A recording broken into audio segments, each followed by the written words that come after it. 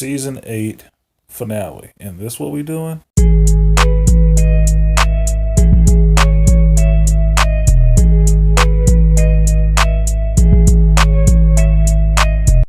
What's up, YouTube? It's Artisan MC, and from what I've seen since last night till today, with the internet and YouTube on fire about season 8 of Game of Thrones, all I got to say is thank God I didn't see this season yet. Oh damn, I can't believe if what I'm hearing and have heard from other reviews that I've heard have happened. That is the fucking single worst ending you could imagine for a series like that. After that much time, that much investment, that is just like a slap in the face. That's almost like a dick slap. Just like they showed no love for you. Like, sayonara, boys. Get that shit.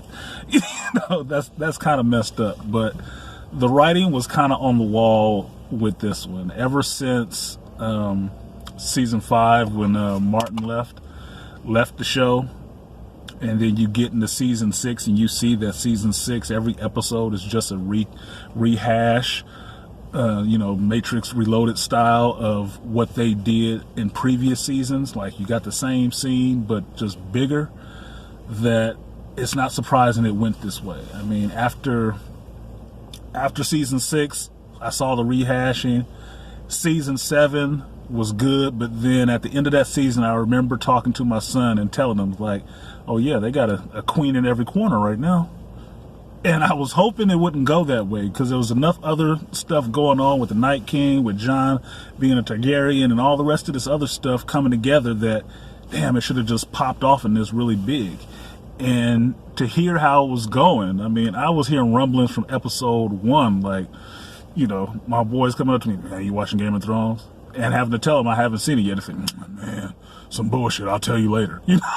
So it's pretty fucked up. And I'm not laughing because it's funny to me that a lot of people are really pissed off by this, because I'm seeing reviews from people who don't usually do television or movie reviews at all. And they beside themselves, just watching their body language, just really just what the fuck just happened, moments. And it's a little entertaining, but it's disheartening in a sense, because it shows that these two dudes couldn't write their ass out of a paper bag. A wet, soaking, wet, holy paper bag. Them on this show without Martin, they are lost. And this is what they gave you. Because in a sense, I look at this as like Blade Trinity. Blade 1, you had David S. Goyer and, was it Norrington or whatever, writing that, and Wesley involved. Same thing with number 2, Wesley, the director on that one, and David S. Goyer really involved. Blade Trinity was David S. Goyer by himself. And that movie was full of fucking holes. It was a bunch of disconnected, unrelated shit. And that's how I like David S. Goyer, with somebody else. When he does things by himself, it's all bad. These two dudes are in the same boat now. They paddling right next to that motherfucker in the boat. That they couldn't do this by themselves. It was not their story to begin with. They had no love for these fucking characters. They were just show writers, and that's what the hell they did. So they got a lot of hype and a lot of respect for this Game of Thrones show, but they were working from a structural framework that was not theirs. It was the creators, and the creator was there on the set.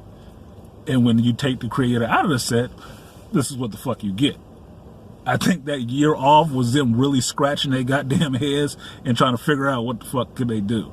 And this is what they came up with, which is, damn, it's fucked up. It's really fucked up. I mean, to find out from hearing reviews that these guys are going to be on the Star Wars Old Republic stuff? Oh, shit. Why the fuck? I just can't like Star Wars anymore, I guess. I guess I just have to live with the trilogies, the original trilogies, 4, 5, and 6, enjoy 1, 2, and 3, and just forget the rest of this shit ever existed. I mean, the last hope on the frontier, I guess, is The Mandalorian. Because at least Jon Favreau is doing that. Like this, oh my God. It's like, for what I'm hearing, it shows no love for the characters, and especially no love for the fans. I mean, people's whole lives revolving around this. And the most poignant thing I've heard is about thinking about the people who grew up with these characters. This was their Lord of the Rings. Some kid that was 10 years old, who was in his 20s now, who's grown up with this shit. This was his Lord of the Rings. Not the books, just the movies. He grew up with this. He grew up with these characters. He grew up with Arya and Jon and Bran and all these dudes. And you do this shit? You shouldn't be able to write shit.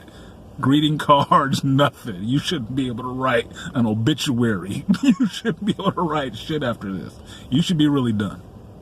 For real. You should be done. And as a fan of the series, and having not watched these 6 episodes yet, I'm happy I didn't. Season 7 is the end of the series for me, and I'm fine with that. I'm fine with that. That can live in my mind as the end of this whole fucking series, and never watch those episodes at all, because I don't want to see that shit. I don't want to see the Night King get murked from Arya. As much as I like Arya, that's not what the lead up was supposed to be. That's supposed to be Jon and the Night King. You've had them face off 2 times. The 3rd act is supposed to be the payoff. The 3rd meeting of Jon and the Night King is supposed to be them going at it straight up. You know, that's supposed to be it. It's supposed to be the 2 of them. Fucking Cersei supposed to get killed by Arya. She was on Arya's list. Remember that shit? Arya's the faceless woman. I'm fine with that. Let her go kill Cersei. Don't give me this shit about this bitch died in some rubble. Nobody showed up for a rebel death. I swear to God, nobody showed up for a rebel death. Nobody showed up to see Broken Bronn on the Iron Throne or the Iron Heap, from what I hear. Nobody showed up to see that shit. The motherfucker ain't did shit in the last, 6 seasons? The motherfucker just been missing, and then he get to sit on the Iron Throne? The fact that he's the third-eyed raven should negate him from being able to sit on the damn throne anyway. Outside of being a fucking king that can't move out the way of an assassin's sword. No. So, for me, the series will end at season 7 with Daenerys and Jon hooking up, and you finding out Jon is a Targaryen. That's cool right there. That's it for me. And the Night King flying off to Winterfell, so I can make it up in my own mind. Obviously, I can do better than that shit, and I'll be good. Shit, maybe I'll write this shit myself and put it up online, because everybody else can do it too, because apparently these dudes didn't have a clue. But that's what it is. That's my 2 cents in the bucket on this. I will not be watching those last 6 episodes. They don't exist as far as I'm concerned, and I will not speak of after this point. Okay? So, like, share, subscribe, drop a comment below, and if you saw it, I'm sorry. I'm sorry they did this to you, but this is what's coming, or what is here now for Geek Stuff. It's not yours anymore. It's all being taken from you. So, fare thee well, friends. See you next time. Peace.